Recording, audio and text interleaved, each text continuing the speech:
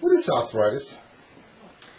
Arthritis is it's an inflammation. It's a big, puffy, swollen joint. This is what it is. If a joint is a little bit painful, does that mean it's arthritis? No, exactly. A painful joint is called arthralgia. It's just pain in the joint. It doesn't mean that it has to be big or puffy or swollen. So there's a difference between the two terms. Is this correct? Yes, it's a difference in between the two terms. And what are the most common conditions in pediatric to adolescent medicine would you be thinking about if you hear the word arthritis? What would be the most common things?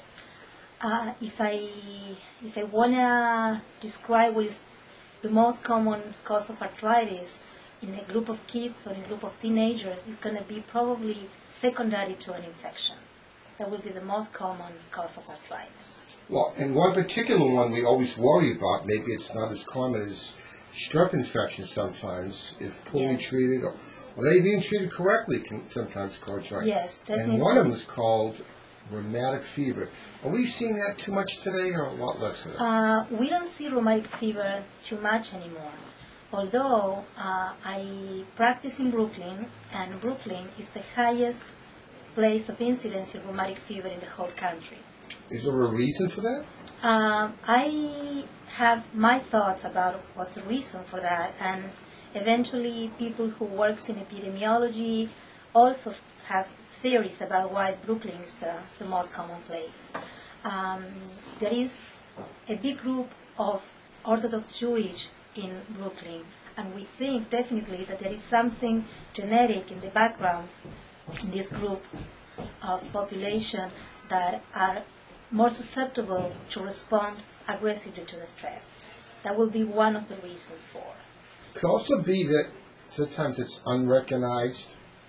The other reason for that is Brooklyn has a big population where families live like many people in just in one small place, and that will be also a reason for they get, one gets strep and the other kid gets strep, and one after the other, back and forth. But generally, you have to have some kind of genetic predisposition to a certain problem. That's the first thing. And you have to have a strep throat, and it has to be not recognized or poorly treated. Is that correct? Exactly.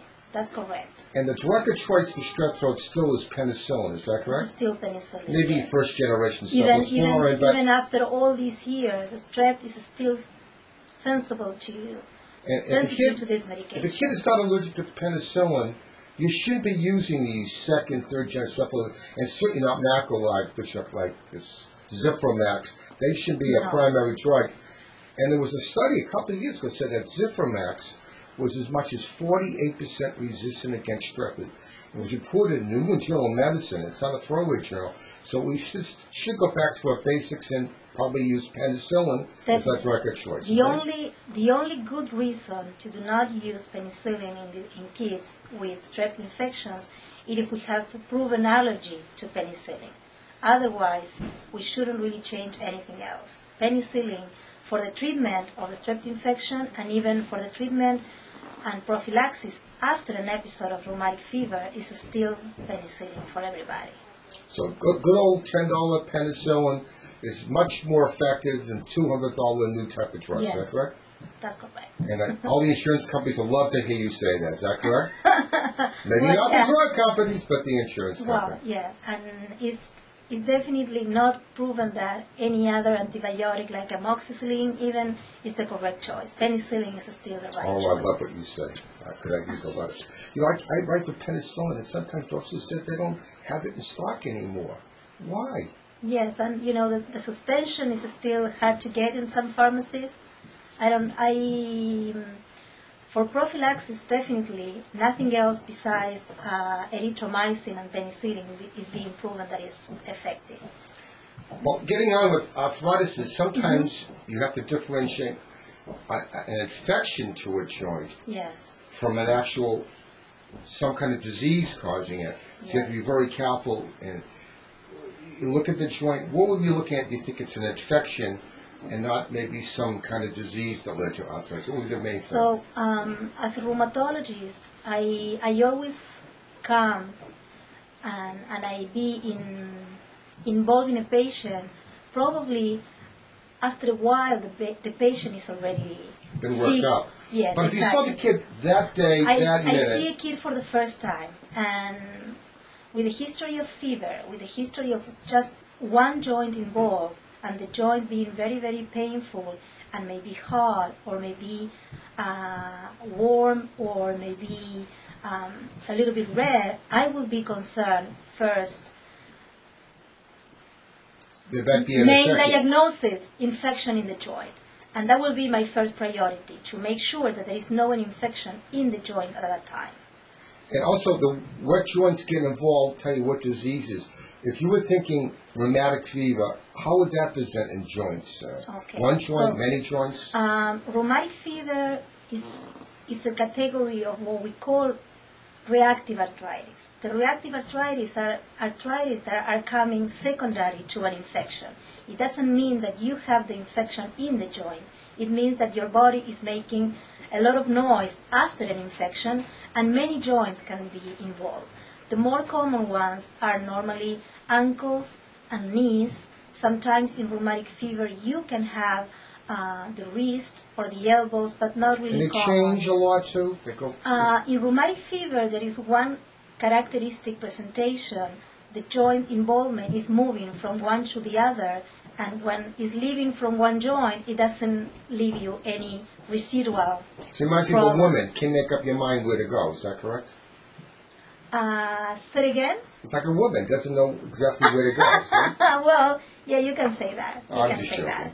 Also, in other words, you look at where it is. If it stays in one place, goes to multiple places, you're looking for fever, uniqueness, and you come to some kind of conclusion. And all these arthritis, you get a lot of referrals. Since rheumatic fever is coming down, there are other things that we're concerned about. There's a disease, but people don't believe it. It's actually called rheumatoid arthritis, and it affects kids. They actually call it JRA. How would that present, and what ages usually see it in? So JRA stands for juvenile rheumatoid arthritis. Although it's a very similar name to the rheumatoid arthritis in adults, it's actually not exactly the same disease. Juvenile rheumatoid arthritis is a group of different conditions that can present with arthritis in kids. There are three main types, three main categories. The most common one, far the most common one, is called juvenile rheumatoid arthritis that is called post-JRA, affects only few joints, just one knee maybe, just one ankle maybe, and has to be less than 3 or 4 joints, no more than that. And it presents... What age group usually see that? Very, very little kids. I would say... What little? You need like, a year-old, a 2-year-old? From 1.5 to up to maybe 6, 7. It could be early, it could be late, but that's the main group. That's the group of, and it's more common in girls. And otherwise completely healthy, playful, happy patients with just one swollen knee. This is the way this condition presents. And what are the other two types? The other two is the polyjuvenile arthritis, which involves many, many different joints. That's not too common. That's not too common, and that's definitely more severe, more aggressive, and more dangerous. Post-JRAs, little kids with few joints, they grow out of this condition over the time. They can have some eye disease, and we need to take care about these kids just because of that. So sometimes when I see a kid with arthritis, I don't send it to you that same day. I'm sending it to an ophthalmologist very quickly, because if I miss arthritis for a day or two, and don't see you, not a big deal. But those are, why? Well, we know that kids with inflammation in the joints, for some reason, the body is making the same kind of reaction inside the eyes. And affects any particular area more than the other? Affects the anterior part of the eye. Is the iris sometimes, but most of the time is the anterior chamber of the eye. To explain in an easy way, it's not